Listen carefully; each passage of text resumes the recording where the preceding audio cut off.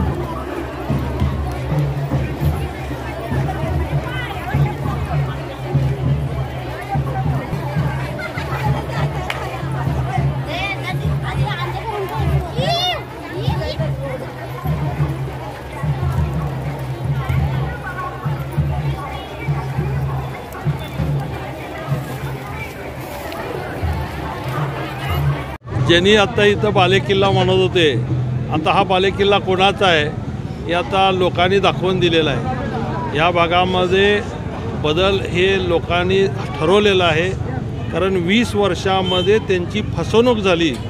याच भागामध्ये इथले नगरसेवक संजय कोळींनी मालकाला विनंती केली होती की इथले आमचे मुलांना काम नाही आहे, मालक कुणाला तरी कामं लावा, पण त्यांचंसुद्धा ऐकलं नाही. हे आपलं दुर्दैव आहे. ह्या भागामध्ये सगळे आपल्याला माहिती आहे की हातावरचं पोट असणारे लोक जास्ती आहेत आणि त्यांना कामाची गरज आहे. आज आपण बघतोय, मी वारंवार सांगतो की त्यांनी छोटं तरी एखादं युनिट चालू केलं असतं तर आज त्यांना बोलायला जागा राहिली असती.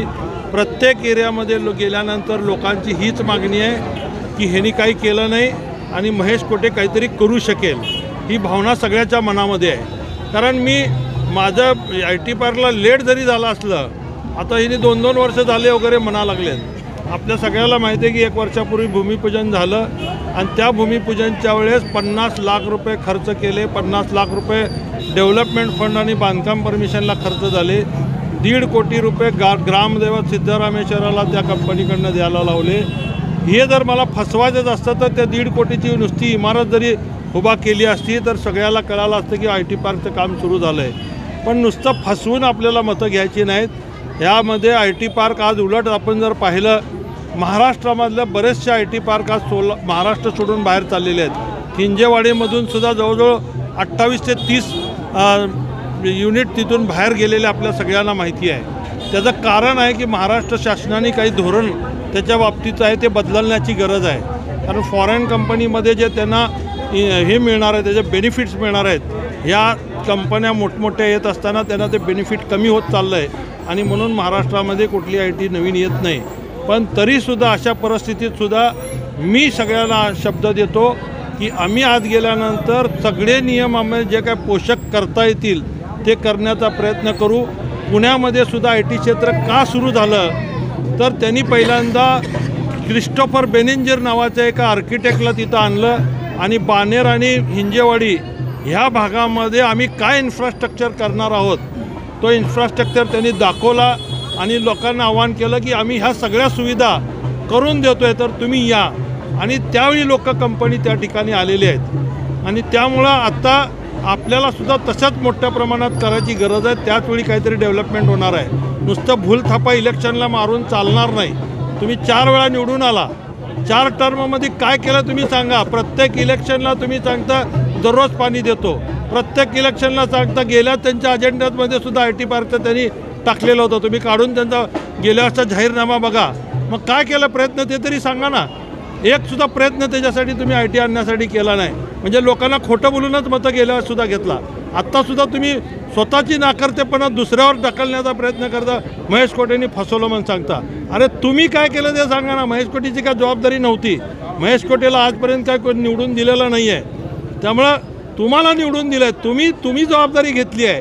तुम्ही आमचं पालकत्व स्वीकारलं होतं या मतदारसंघाचं. या पालकत्वामधून तुम्ही लोकांसाठी काय दिलं आहे हे तुम्ही सांगा ना. आम्ही काय केलं त्याच्यापेक्षा आम्ही निवडून आल्यावर सांगू ना आम्ही काय केलं ते. 5 वर्षानंतर आम्ही हिशोब देणारच आहे, पण तुम्ही 20 वर्षाचा हिशोब द्या. प्रभाग क्रमांक 3चे सुरेश पाटील, सूर्यकांत पाटील हे आता तुमच्या सोबत आहेत. प्रभाग क्रमांक 3च्या लोकांना काय आव्हान? प्रभाग क्रमांक 3चे लोकांना माहिती आहे की ह्या भागातली कामं मॅक्झिमम हे सुरेश पाटीलच्या माध्यमातून झालेले आहेत. सुरेश पाटीलला सुद्धा मारून टाकण्याचा प्रयत्न झाला हे मी सांगत नाही. स्वतः सुरेश पाटलांनी 2 दिवसापूर्वी सगळीकडे स्टेटमेंट घेऊन सांगितलेलं आहे. इव्हन त्यांनी काल त्या 4-5 सभा घेतल्या आणि सगळीकडे त्यांनी सांगितलेलं आहे. त्यामुळं लोक सुरेश पाटीलला चांगलं ओळखतात. ते काम करणारा नगरसेवक म्हणून जशी त्यांची ही आहे तशीच ख्याती बाळू पाटलाची होती. बाळू पाटील आज आमच्याबरोबर असते तर अजून चित्र वेगळं दिसलं असतं.